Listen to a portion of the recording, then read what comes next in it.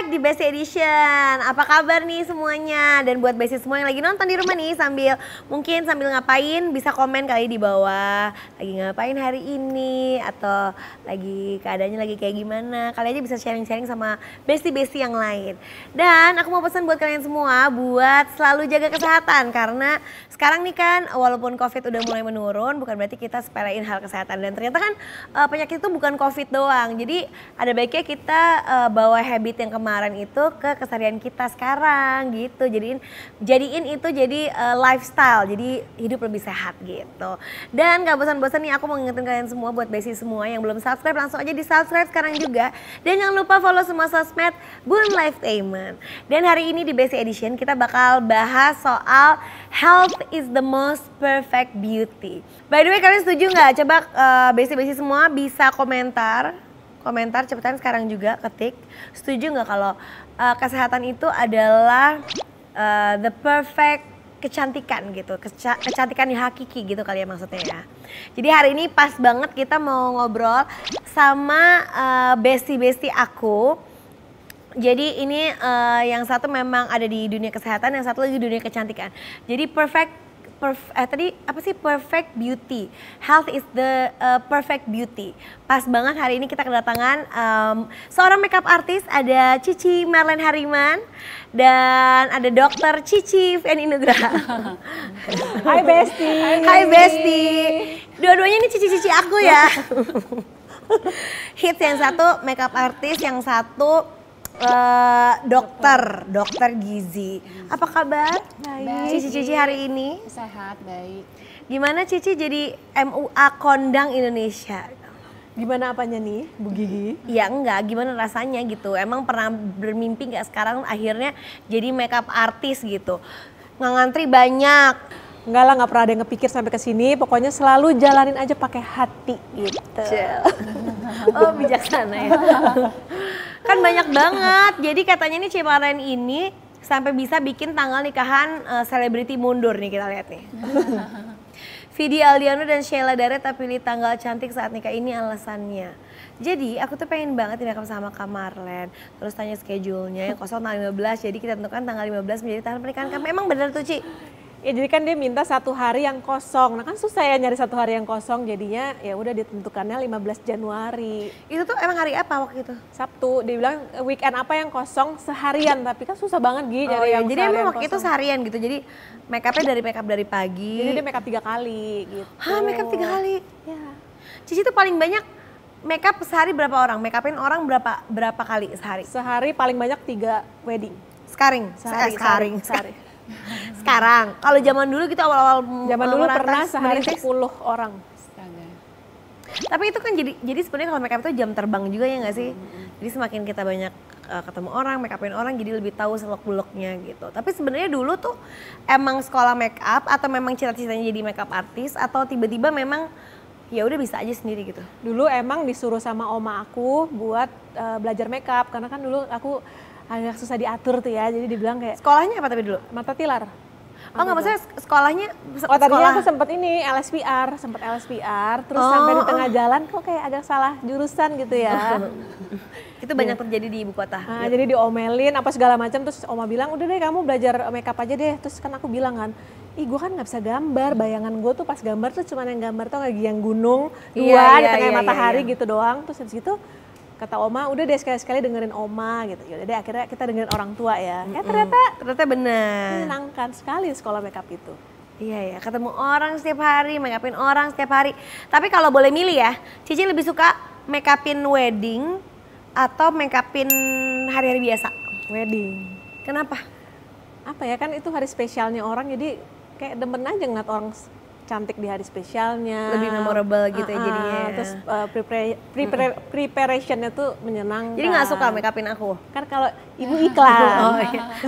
Yang maksud sehari-hari gitu kan. Kalau iklan kalau sama orang yang menyenangkan enak. Termasuk gitu Ibu ya? Gigi gitu ya. Makasih, banget.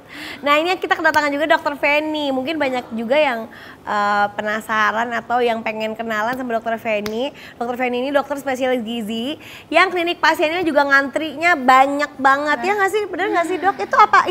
Itu cuman gosip aja apa bener sih? Jadi sebenarnya kalau aku kan karena mau maksimal ya Gi ke pasien, jadi aku memang batasin si pasien, terutama pasien baru gitu, supaya aku bisa pegang semua pasiennya secara maksimal. Karena banyak pasien yang datang ke aku memang mau turun berat badan gitu Gi. Ya iya masa enggak? Ada juga nggak sih dok yang mau naikin berat badan kan? Ada. Soalnya tuh yang banyak salah kaprah ya dok, diet itu nggak makan. Yang kata diet itu tuh berarti orang nggak boleh makan, terus bikin kurus doang. Padahal kan sebenarnya kata diet itu bisa buat pola pengaturan makan kan, bukan diet bikin kurus atau nggak makan gitu kan dok? Jadi kalau orang tuh kadang bilang nih, kamu harus diet ya gitu. Pasti orang mikirnya, oh berarti harus kurangin makan supaya berat badannya turun gitu. Padahal diet itu nggak seperti itu gitu. Jadi kata diet tuh berasal dari dietita, artinya a way of life. Jadi kayak pengaturan pola makan lah pada seseorang gitu. Jadi diet itu buat semua orang. Jadi diet yang bagi obesitas ya untuk nurunin berat badan. Bagi yang kurus ya untuk ningkatin berat badan. Ada diet untuk ibu hamil dan ibu menyusui itu ada. Terus ada juga diet untuk beberapa penyakit tertentu kayak diabetes, penyakit darah tinggi, penyakit jantung dan lainnya gitu. Ya, berarti kalau misalnya pas lagi hamil, itu mah diet terus bukan berarti bikin kurus kan, tapi Jadi supaya sesuai lebih sehat gitu, sesuai dengan kebutuhannya tuh. Jadi orang tuh jangan ngomong diet nggak tahu artinya diet tuh apa gitu. Loh jadi julid. Nah ya udah. Tapi kalau misalnya dokter tuh emang dari dulu cita-citanya pengen jadi dokter. Apa emang tiba-tiba aja jadi dokter? Soalnya kan aku juga dari dulu selalu bilangnya mau jadi dokter tapi nggak kejadian. Nah jadi dari aku kecil sih Gi, emang dulu kan aku ingat banget tuh waktu aku kecil, waktu aku SD ya, kita sering banget kayak tukeran buku diary gitu, tukeran terus kita nulis kayak nama, alamat, tempat tanggal lahir, hobi, cita-cita, Nah aku tuh selalu nulis cita-cita aku dokter gitu. Jadi memang apa yang aku kerjakan sekarang emang sesuai dengan cita-cita aku waktu kecil gitu. Dan aku tuh punya tante sepupu aku yang lebih besar dan mereka rata-rata pada jadi dokter. Dan aku melihat mereka tuh kayak pakai jas putih dokter tuh kayak keren banget gitu, kayak aduh pengen banget gitu. Jadi apa yang aku kerjakan sekarang ya memang sesuai dengan cita-citaku gitu. Jadi pas aku lulus SMA, aku lanjut sekolah dokter. Cukup gitu. Ya nilainya pada waktu itu ya?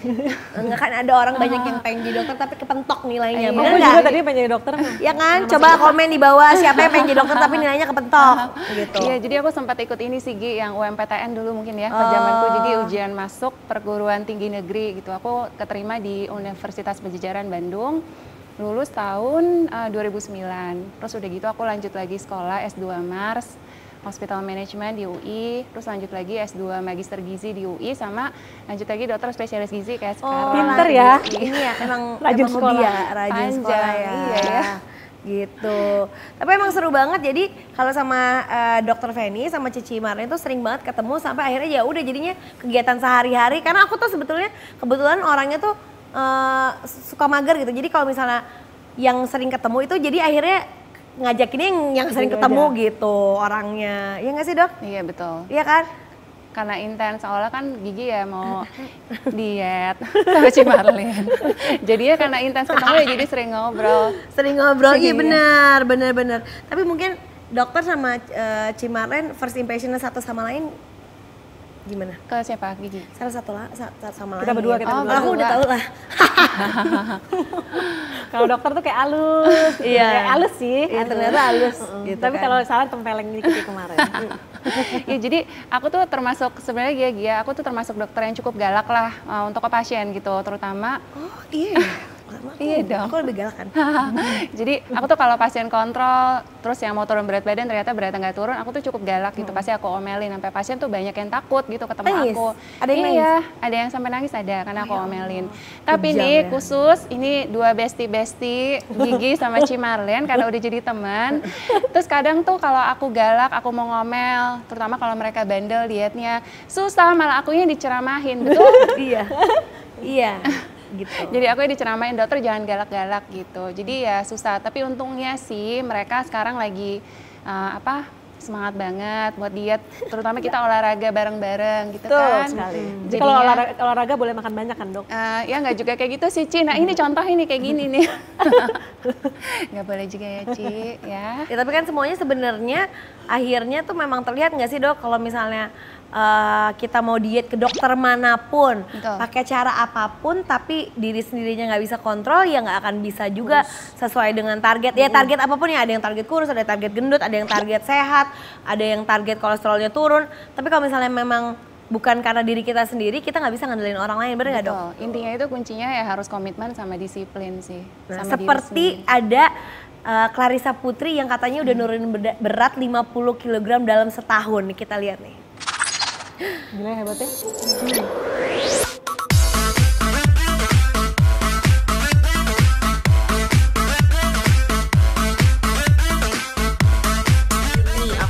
Oke, hari ini adalah Enif 1 tahun aku konsisten ngejalanin diet, ubah pola hidup aku yang bener-bener berubah tuh hampir 100%.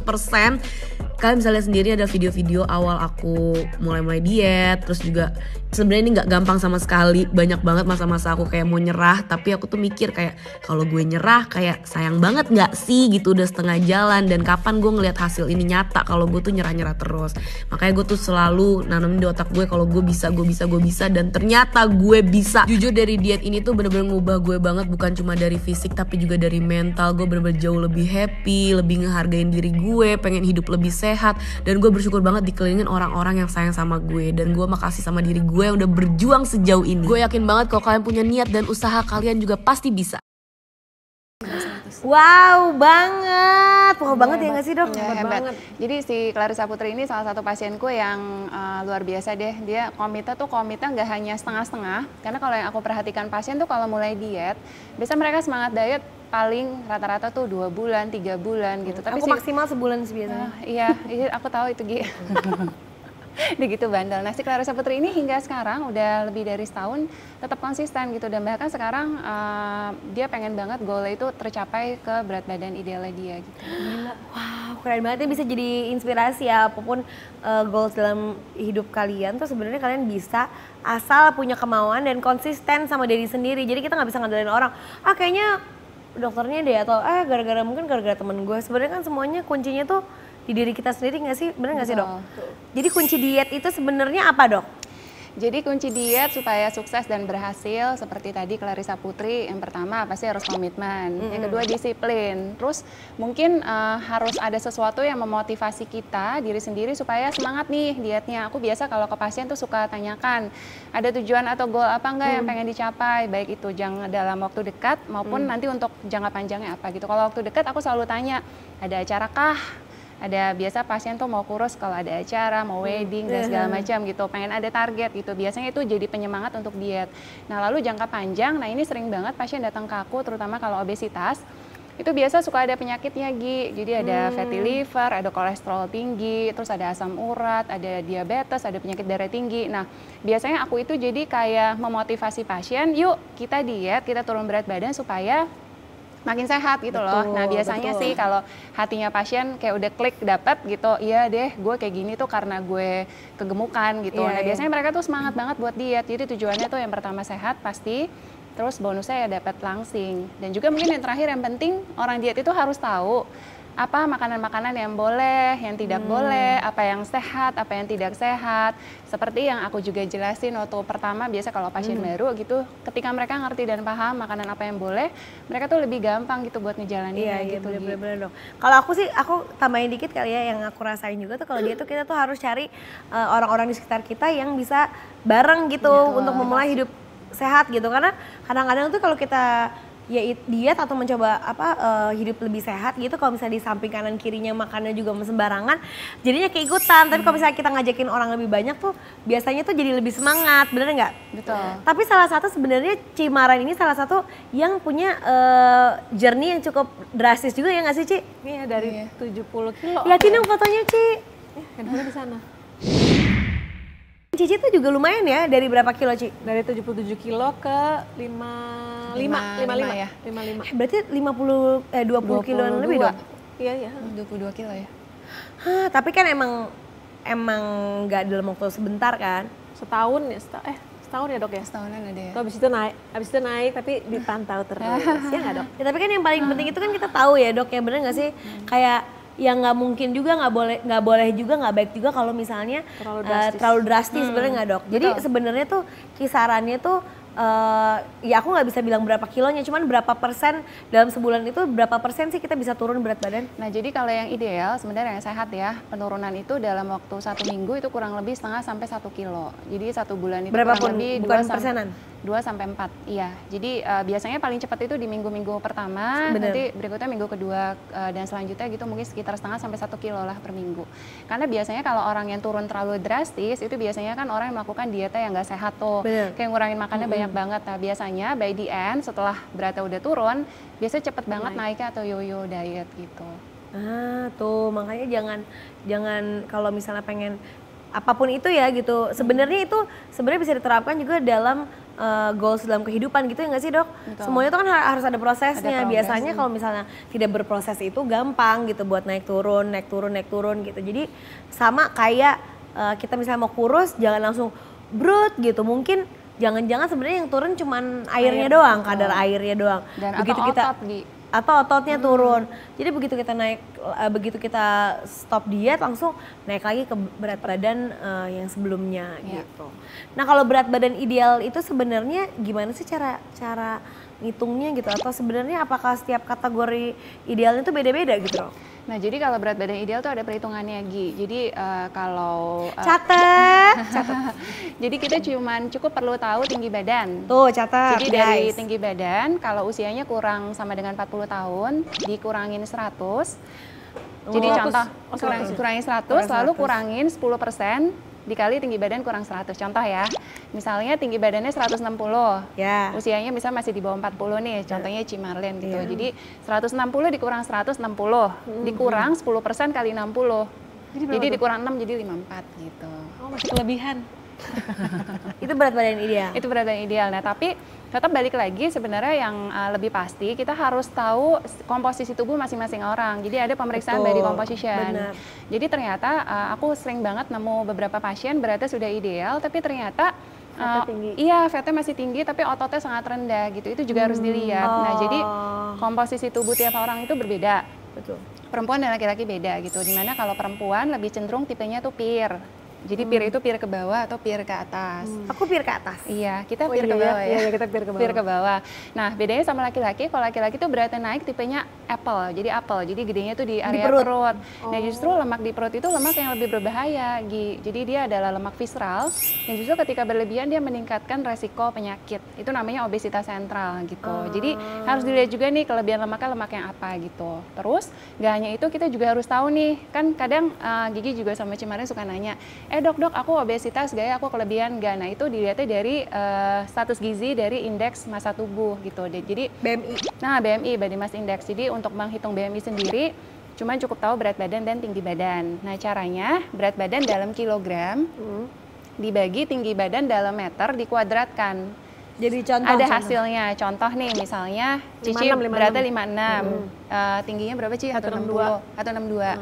Nah jadi susah tuh angkanya cari angka yang gampang. Ya udah 55 160 gitu ya. 55 160. Jadi cara perhitungannya 55 dibagi kan 160 cm dalam meter 1,6 dikuadratkan gitu. Terus keluar hasilnya. Nah, saya kalau 55 160 sih harusnya udah berat badannya normal. Nah, dibilang normal kalau body mass indexnya antara 18,5 sampai 22,9. Oh, berapa? 22,9. Terus dibilang overweight kalau 23 sampai 24,9.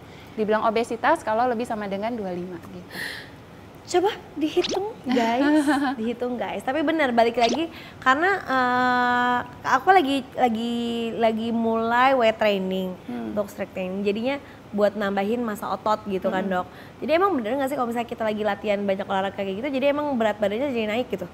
Nah, jadi sebenarnya kalau olahraga yang membentuk otot, memang ototnya itu kan pasti bertambah ya. Nah, ketika otot bertambah memang akan berpengaruh ke berat badan. Tapi yang tadi balik lagi, yang namanya seseorang ideal atau enggak, sehat atau enggak, itu enggak hanya dilihat dari angka, Gi. Jadi kalau misalnya beratnya turunnya enggak terlalu banyak, tapi ternyata ketika diukur ototnya meningkat tapi lemaknya tetap turun, itu enggak ada masalah. Malah seperti itu akan terlihat lebih lean, badannya akan lebih kurus gitu. Jadi kadang-kadang ya itulah jeleknya, kayaknya kita tuh kadang-kadang suka terlalu fokus sama angka gitu, sampai sama berat badan gitu.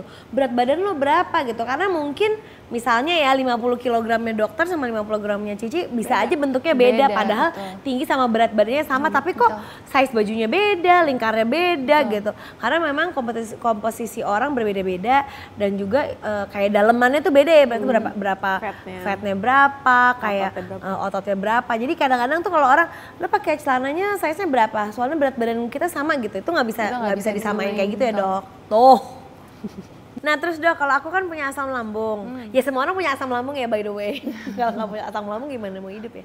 Gak, maksudnya ada masalah lambung gitu. Sebenarnya boleh nggak sih diet? Banyak juga nih, ada nih teman kita di sini katanya ternyata bukan yang ya, katanya diet soalnya asam lambung jadinya jadi sakit gitu. Nah sebenarnya kalau ada asam lambung tinggi atau mungkin kita kenal di kedokteran nama penyakitnya GERD, jadi gastroesophageal reflux disease. Nah itu tetap boleh diet gitu, cuman mungkin melakukan kayak modifikasi lah sama dietnya sedikit. Jadi caranya yang pertama, udah pasti orang ada GERD itu nggak boleh makan porsi besar. Jadi makan itu harus terbagi, porsi kecil tapi sering. Oh seringnya berapa? 10 kali, 12 kali? Enggak ya, jangan ya Gi, kalau coba-coba ya. Jadi sehari itu boleh 5-6 kali lah. Jadi dibagi 3 kali makan utama mungkin sama 2 kali makan kecil atau selingan gitu. Terus yang kedua, capek ngunyah ya dok kalau kayak gitu nggak sih sama cuci piring? Terus yang berikutnya harus ini penting juga, jadi harus kasih jarak antara makan terakhir, makan malam dengan tidur itu kurang lebih 2-3 jam. Jadi nggak boleh langsung, karena kalau langsung takutnya resiko reflux dari asam lambung. Cepet naik kan? Cepet naik, paginya betul. Pasti biasanya? Betul, biasa paginya ya ini yang nggak enak, asam lambung naik, serak suaranya iya. Terus yang berikutnya mungkin harus menghindari makanan dan minuman yang merangsang peningkatan asam lambung seperti makanan yang berminyak, kopi, makanan yang asam, pedas, minuman soda. Nah itu harus ada semua. Oke, boleh nggak usah ini aja ya kalau gitu ya. Saya kayak tertampar. Tepung juga dok? Iya. Kurang lebih ya, pokoknya yang gula-gula tinggi juga sama. Nah sama mungkin salah satu faktor resiko yang memperparah nih asam lambung naik itu salah satunya karena kelebihan berat badan atau obesitas. Jangan aku obesitas. Jadi nanti biasanya kalau pasien tuh kalau berat badannya turun biasanya gejala asam lambungnya itu perbaikan gitu. Tuh, oke, nggak masalah. Biasa kalau perempuan itu makannya sedikit nih bisa ngurangi makan, kadang nggak makan nasi kalau lagi diet tapi ngemilnya banyak. Dan katanya gimana sih caranya menutup jerawat yang baik dan benar? Aku tuh tahu setiap mau datang bulan tuh aku selalu punya jerawat, tapi bukan di muka. Jadi kadang-kadang di bagian tubuh yang lain justru aku. Biasanya kalau orang obesitas gitu kelebihan berat badan atau berat badannya naik, sehat itu biasanya bonusnya banyak, mungkin muka lebih glowing, badan lebih ideal. Jadi jangan fokusnya mungkin jangan kurus doang. Kalau misalnya ngebahas soal produktivitas, pernah dengar nggak sih istilah toxic productivity? Yang paling jorok adalah itu lipstick. Jadi kadang aku suka ngeliatin makeup artist main apply lipstick itu dari mulut satu ke bibir satu, bibir lain. Itu menurut aku jangan sekali-kali.